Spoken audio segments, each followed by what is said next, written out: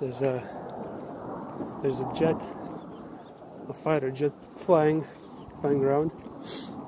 I hope he doesn't bomb me. Hey, it's me, Don't Sleep Listen, and welcome to the first installment of Don't Sleep Listen Speaks. Yeah, I know it's a weird name. My first name is Don't. My middle name is Sleep, and my last name is Listen. So yeah, it's kind of weird.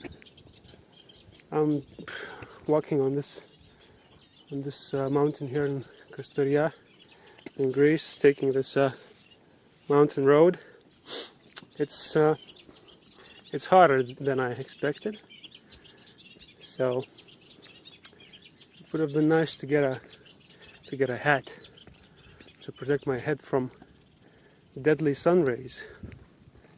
Anyway, I wanted to talk about my first album as Don't Sleep Listen, exploration of the Downstream. I'm just gonna go track by track, explaining what shit means and how it fucking was made, I guess. There's so fucking... These bugs are pissing me off. It started raining recently, and I guess bugs like to fuck around after rain or something. I don't know. Well, I guess we should start from the top. Well, I started at the bottom, if you know what I mean. We're gonna start from the top. The first track is Balance. And Balance was originally going to be a modern classical epic piece. I planned around 30 minutes, I think, 20 or 30 minutes. I thought it was going to be really long and epic with all these movements and shit. But I made a few sections, and overall it lasted around 4 minutes, I think.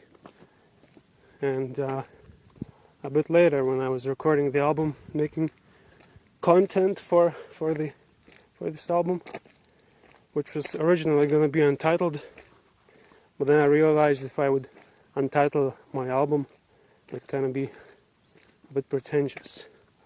So I gave it a title. All sorts of fucking animals around here. I'm not gonna edit this video. So I guess I decided to use Balance for like an intro, and I simply took my father's mini tape recorder, which is a really old thing. It's at least 15 years old, and the mini cassette that's inside of it is almost as old, probably exactly the same age. So I basically played the Balance track on the PC and just used this mini tape recorder and recorded it. And since that tape is damaged, it makes this strange natural analog sound, I guess. I don't remember what the idea was at the beginning. What was the idea behind this tape thing? I think I had an idea, but I forgot. So I recorded that, then I re-recorded it onto the PC, and this mini tape recorder has like all sorts of knobs and little buttons to fuck around, and I did a little bit of that while recording, put some reverb on, and there you go. A nice little strange intro. I used it because it's kind of well, after you hear the intro, you don't really know what to expect. It's like classical, but it's really obscured by bad quality and shit. So I just wanted to throw the listener off right at the beginning. Second track is Star Chaser. It's the longest track on the album. It was originally just over 3 minutes long. And main idea was I wanted to make this spacey electronic track, I guess. And I recorded some guitar parts at the beginning, then added some multi-layered beats and bass and blah blah blah. And I had this sound in my head where I would repeat the same phrase, and it would have like three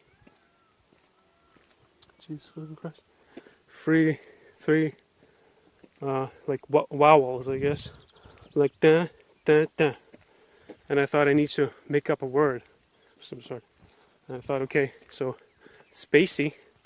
So it would be nice to have like a star or a nebula in that word or something.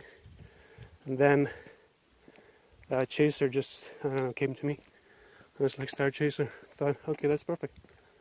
I just repeated that for about 2 minutes into the microphone, and then layered on top and reused that same recordings later. And the guitar solo you hear is completely naturally made. Well, almost naturally. I mean, I didn't fiddle around with it in the mastering process. I have this Boss ME25, I think, guitar multi-effects processor. It has this pedal, and on one of the effects you push the pedal and it changes the pitch. So I used that. I recorded the solo, it sounded great, and blah blah blah. Maybe I added some reverb, I don't remember. And then the second guitar part, solo, that you hear towards the end, is actually the same exact guitar solo, only in reverse. So here's a fun fact for you, kids. And I guess that's how Star Chaser was born. Jesus, fuck these insects are making me paranoid. Anyway, third track, a short ruse. Yeah, I recorded that one using this this weird custom guitar pedal that works without a guitar and makes sounds, just random noises basically. You fiddle around with the knobs, and I have no fucking idea what it means. So I recorded 3 layers of that. I think the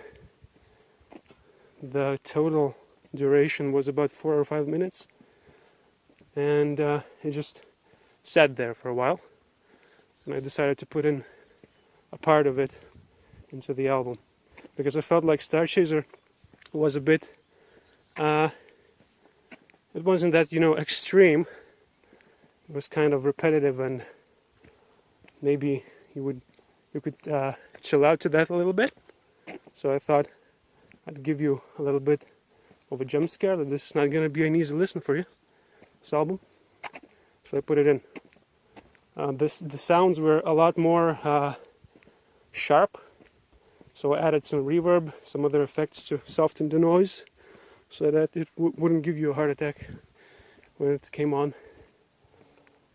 And I think it's short enough not to skip it or delete it from the whole folder. Fucking spider webs, man. Fourth track, Figure 1, was actually the first song I recorded for this album specifically. Originally it was a lot more monotone and really repetitive, and I just overlayered a few vocals, and I used a Korg monotribe for the beat, so it's almost purely analog. Then I just decided to make it more into a song and did a main vocals part, and turned off some of those repetitive vocals in the background and blah blah blah. And yeah, I guess it's called Figure 1 because my first idea was to just name these tracks at the beginning, like working titles: Figure 1, Figure 2, Figure 3. But then I probably forgot about that and just started naming tracks differently. So, but it felt like Figure 1 was a fitting name for this, even though it probably has nothing to do with the lyrics. Yeah. What else? I feel like I forgot to mention something. Fuck it, whatever. Maybe I'll remember later. It might. Oh shit. You might think, man, this guy is out of breath, and I might answer, yeah. You know, shit. I'm walking upwards. This isn't like a stroll. This is work. I just hope the sun doesn't fucking kill my head. Anyway, let's move on. The next track, for fuck's sake, these fucking spiders. Fuck off, dude. Oh my god. Yeah, you're really gonna catch someone with just one string of spider web, fucking idiot. It's all around my face. I'm not gonna edit this. You're gonna see everything. I promise. I wanna make it raw. Shit, oh my god. There's more. Piece of shit. Fucking spiders. Okay, next track, X's. For fuck's sake, goddamn. Okay, sorry. Next track, X's. So in 2013, around September, October,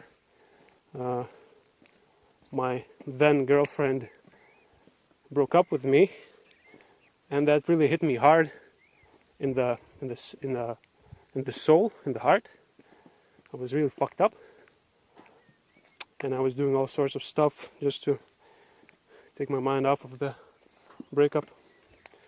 And one time in the evening, I was sitting around, and I had the Korg monotribe analog synthesizer, which is an amazing little thing.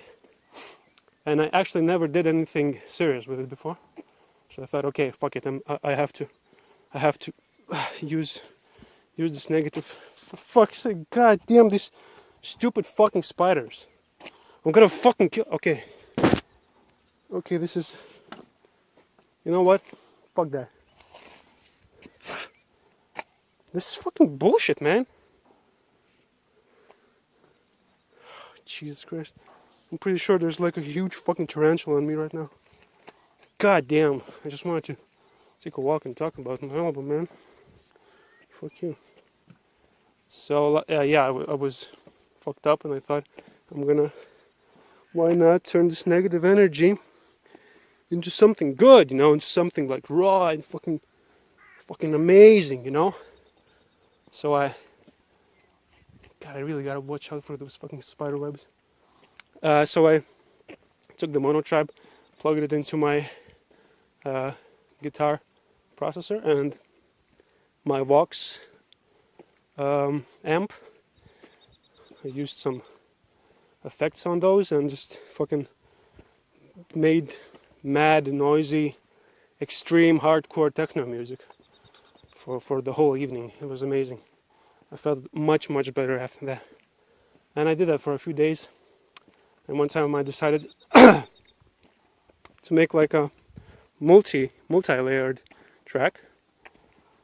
Oh, for fuck's sake, these fucking bugs. So I recorded these two chords on the guitar with a delay on top of the drum beat pre-recorded. also with the Mono Tribe, and then I just did the synth solo on the Mono Tribe when it's like micro key area, but it sounds pretty good. Very melancholic. So I decided to include this track in 2017, like 3 and some months later, because it just sounded like it could fit in really well. So yeah, I guess it's like a tribute to all the exes, you know, regardless how it all ended, or whether you ended it, or she or he ended it, or you both decided to end it. It still has, I think, a similar feeling of ending something, whether it's good or bad. So I guess it's kind of like a tribute to all the exes, not just mine, but every ex ever, I guess. Okay, what's next? What goes after exes? Follower, right? I think so. Yeah, follower. I wrote the poem about half a year before I recorded the song, and I thought maybe I'll use it sometime. I don't remember what it's about, because that's the problem with me and lyrics. When I write the lyrics, at the moment, I know what I mean, but after like a month, if I don't read it, I forget. So I don't fucking know what follower means. It kind of sucks. And I just decided to make this repetitive track while adding some spices and extra melodies and drum patterns and shit like that. So I did that. I recorded some vocals, also very minimal, like "Let me sleep," you know. And then I recorded the whole. I recited this poem into that shitty mini cassette recorder, and then re-recorded it through the cassette recorder into the computer. And again, I was fucking around with the 1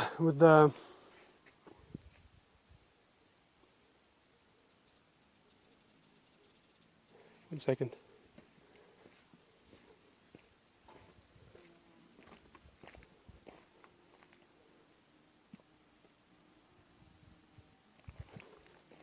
Jesus Christ, there's so many bugs in here. So like I said, I was fucking around with the controls, the little switches and shit. And just recorded that on top. And the final thing I did for follower was the string parts. In my head I had this melody, like, oh, this melody would sound pretty good here. And I just recorded like a vocal version. And then I redid it using strings. So that was, I guess follower still makes me feel like kind of strange to this day. It's that the kind of feeling where you feel nostalgic even though you've never heard of it before. It's really mysterious and shit. After that, This Is Me and I'm in Hell. I actually wrote that song in fall of 2015. I was going through pretty bad depression for a little bit. It wasn't mellow. I was seriously thinking about, like, should I really continue living? Seriously thinking about that. And I wrote that song during that period. But back then it sounded more like my material from Ribbon Road, like lighter and more melancholic.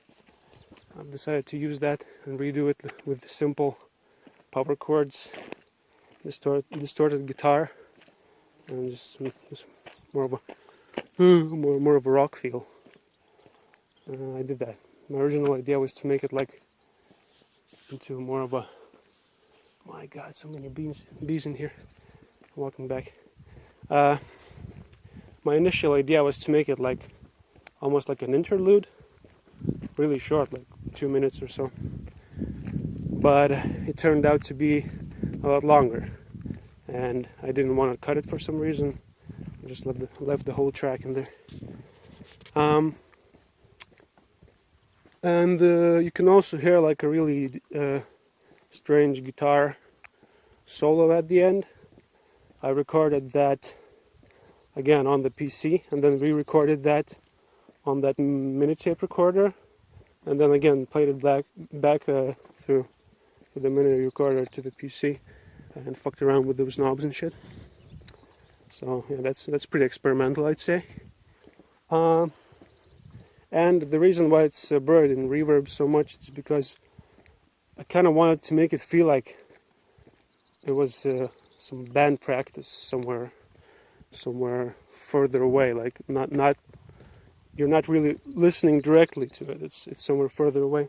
And it's also like a subliminal message of like, in that song I'm asking for help and shit, but at the same time I'm just so far away, and the only person who can really help me is myself. I guess it's kind of like pretty deep shit. After that, what goes after that? I think Just in Time, right? Yeah, Just in Time was the last track I made for this album, and it was the biggest pain in the ass to make. I had this. I really love Steve Reich, his music, especially music for 18 musicians. It's an amazing composition, and he uses this technique where there are only a few chords that all the musicians play, but they play different variations, and like they pulse in and go out, pulse in and goes like in pulses. It's really repetitive and sounds beautiful. So I wanted to replicate that with guitars and shit. But then it ended up being something more like what's the guy's name? What's his name? His surname is Riley, I think. He made the composition in C, where it's like a subgenre of indeterminacy, I think, where all the musicians are given notes, and they can start playing and they can stop playing whenever they feel like. So every time you get musicians to play this in C composition, it sounds different. So I guess it turned more into that, because it was really difficult to count all the little guitar picks. And later I just got tired of not knowing what I'm playing, and started making it more structured. So it was a mess. It was really difficult to master, really difficult to make it work. I wanted to remove it, make it into a B-side, and actually the ending, it all explodes. It reminds me of Glenn Branca's composition, which I forgot the name, but it's my God, these webs are back. Oh shit, God damn it. Okay, I'm never doing this again. So yeah, and the reason why it changes pace completely at the end is like the whole song is again about like depression and how you're stuck in one place. Finally, just in time, something comes up and you're like explode, and everything's a lot better and uplifting and shit. That's the main idea behind Just in Time. I keep forgetting to say something probably. Fuck it. It's already 25 minutes long. What goes next after that? Receiver 3 Part 1, Neon Corridor. Receiver 3 is, you might or might not know, is just the third part of the receiver series. There are 3 receivers made. The idea behind that was to make a repetitive guitar riff, and then start building up other bits and pieces of music on top of it. And Jesus fucking Christ, these bugs are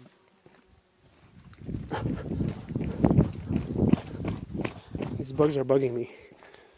And what the fuck was I talking about? God damn, like an autist here. Yeah, then all the other receivers were supposed to take apart from the previous receiver, shift it somehow, maybe make it like in reverse, slow it down, speed it up, and then play that repeatedly and build upon that and blah blah blah. So that's how receiver 3 in part was pretty much born from receiver 1. So if receiver 1 didn't exist, receiver 3 would not exist, and of course receiver 2 would not exist. My first idea was to put the whole thing in, which is 17 or 16 minutes long, and I thought, nah, that's a bit too long, man. So I just put the first part in there, and I think it's a bit less sad, a bit more uplifting, positive energy, a little bit of that, you know. Yeah. These bugs are really bugging me, man. Fucking Christ. Okay, we're almost done. Pre-last track number 10, Somewhere. I really wanted to make a track similar to like Blur's Octagon 1 or Unwound's, pardon me, excuse my French, this sort of musical compositions that they made randomly. I'll make them play in the background while I'm speaking right now, so you can get the idea. So I just wanted to make this eerie kind of organ-based sound, repetitive, no vocals, nothing, for many minutes. And originally it was 15 minutes. Jesus Christ. And yeah, the vocals and lyrics are completely improvised. Then I had to write them down and re-record the vocals because they sounded pretty terrible at first. They don't sound really good now as well, but before that it was even worse. My God, the sun is fucking me up, right? You can barely see me. You're gonna get your eyes burned, son. So yeah, the whole song was originally 15 minutes long. Then I decided also to cut it into half. It's like 7 or something like now. 7 or something like now. Yeah, I think the sun is really getting to my head. I can't even fuck.